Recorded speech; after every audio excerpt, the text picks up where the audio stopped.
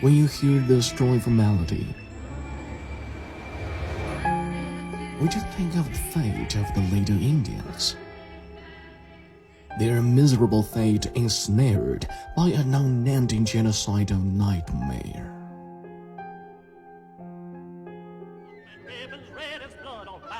With the founding of the United States of America in 1776, violence against American Indians escalated into mass atrocities. Ever since, the U.S. government had launched over 1,500 attacks on Indians, slaughtering their people, plundering their land, and offering bounties for their scalps. The U.S. state of California offered $5 for the severed head or scalp of an Indian. In mid-19th century, when an average American could only earn 25 cents a day. Chivington's men actually taking the heads and scalps of women and children and parading them through the streets of Denver. The U.S. government applied forced sterilization to Indian women in the name of health. In the early 1970s, nearly half of Indian women of reproductive age were sterilized.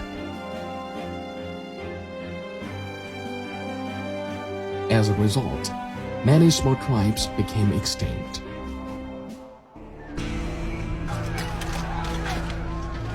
Mass atrocities led by the U.S. government spelled doom for the native civilization. In 1492, there had been 5 million Native Americans. By 1900, only 237,000 were left.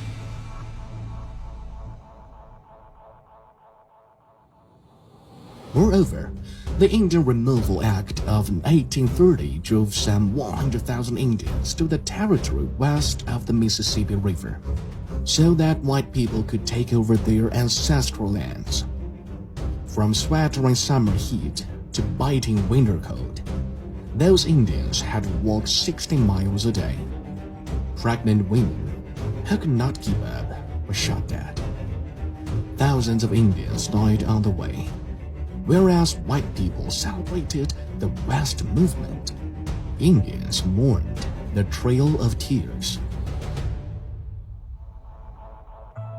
By the mid-19th century, the U.S. government had relocated most Indians to the remote and barren lands to the west of the Mississippi River, the so-called Indian reservations.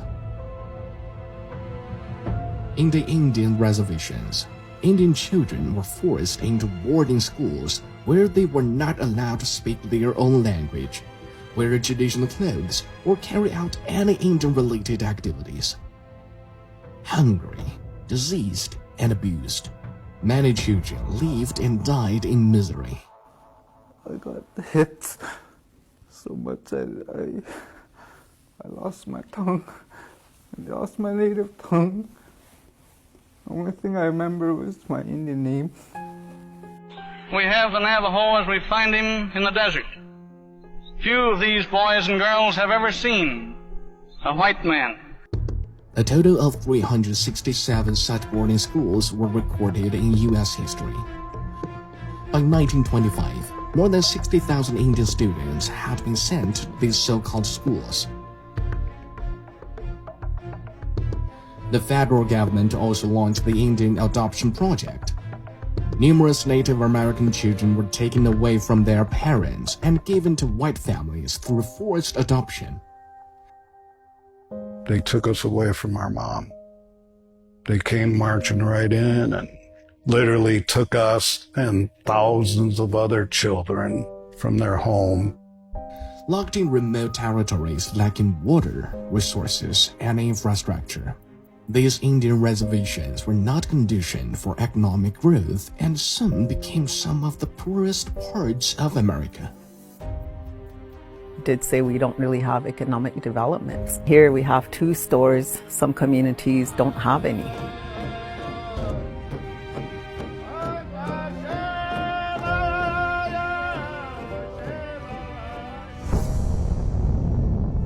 Worse still, these reservations have become dumping grounds for toxic substances and nuclear wastes. The US government conducted 928 nuclear tests in the lands of the Shoshone tribe.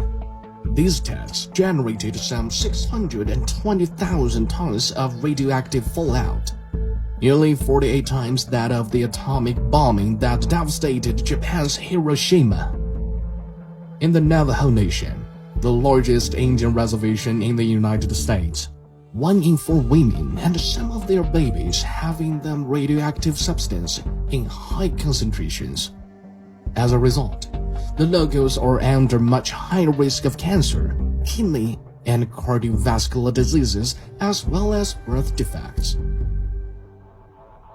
We want clean water and clean air for our precious children and grandchildren so that they will have the same opportunity to once again play in the meadows and canyons of my childhood. Thank you.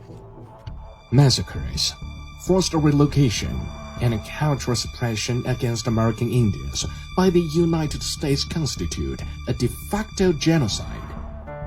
Foreign policy reported that U.S. crimes against Native Americans meet the definition of genocide in every sense under the international law. It's about time the United States give up its double standard in human rights and came clean with the world about its crimes. And designed for the Indian to fail, to be expendable, to be eliminated.